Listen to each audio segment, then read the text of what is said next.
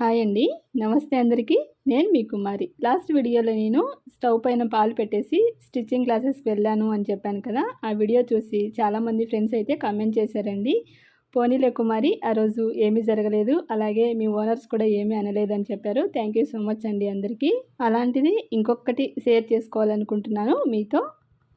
ఇప్పుడు నేను చెప్పేది కూడా దగ్గర దగ్గర 26 ఇయర్స్ అవుతుందండి. ఇది కూడా నేను కొత్తగా పెళ్ళయి బెంగళూరుకి వచ్చినప్పుడు జరిగినది. మేము ఉంటున్న పక్క ఇంట్లోని ఒక ఫ్రెండు పరిచయం అయ్యారండి. తన పేరు సంధ్య.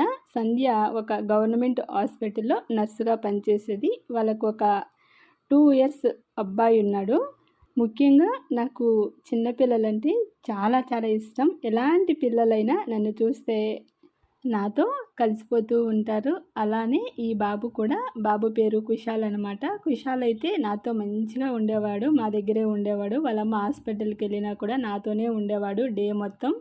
ముఖ్యంగా చిన్నపిల్లల మనస్తత్వం ఎలా ఉంటుందంటే, వాళ్ళతో నవ్వుతూ మాట్లాడుతూ ఉంటే అదే వాళ్ళకి చాలు. మనం ఏదో పెడుతున్నాము అనేది కాదండి. అలా కుశాల్ అయితే మాతో మంచిగా, మా ఆయనతో నాతో మంచిగా అలవాటైపోయాడు.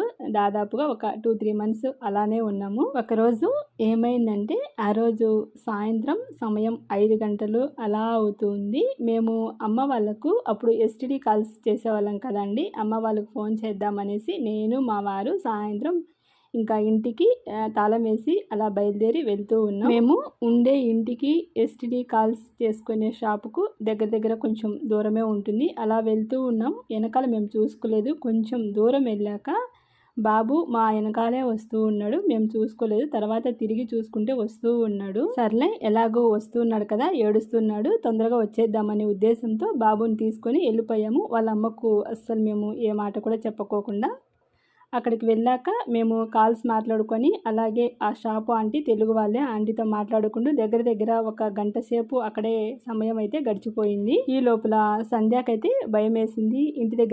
మా ఇంటి దగ్గరికి వెళ్ళింది. మేము లేము, పిల్లవాడు కనిపించడం లేదు, పిల్లోడు ఏమైపోయాడో, పిల్లోడిని ఎవరై కిడ్నాప్ చేశారనేసి తను చాలా కంగారులో పోలీస్ స్టేషన్కి ఫోన్ చేసి కంప్లైంట్ చేసింది. మేము ఇంటికి వస్తూ ఉన్నాం. పోలీస్ కార్ అయితే రోడ్లో ఉంది. ఫుల్ జనాలైతే గుమికూడి ఉన్నారు. సంధ్య కూడా ఫుల్గా ఏడుస్తూ ఉంది. మమ్మల్ని చూసి పరిగెత్తుకొని వచ్చి బాబుని ఎత్తుకొని ఒకటే ఏడుస్తూ ఉంది. పాపం, ఏంటి కుమారి, కనీసం ఒక్క మాట కూడా చెప్పకుండా తీసుకెళ్లారు, నాకెంత భయం వేసిందో, పోలీస్ కంప్లైంట్ చేశాను అని చెప్పింది. పిల్లాడిని మేము తీసుకెళ్ళామని తనకు తెలియదు పాపం.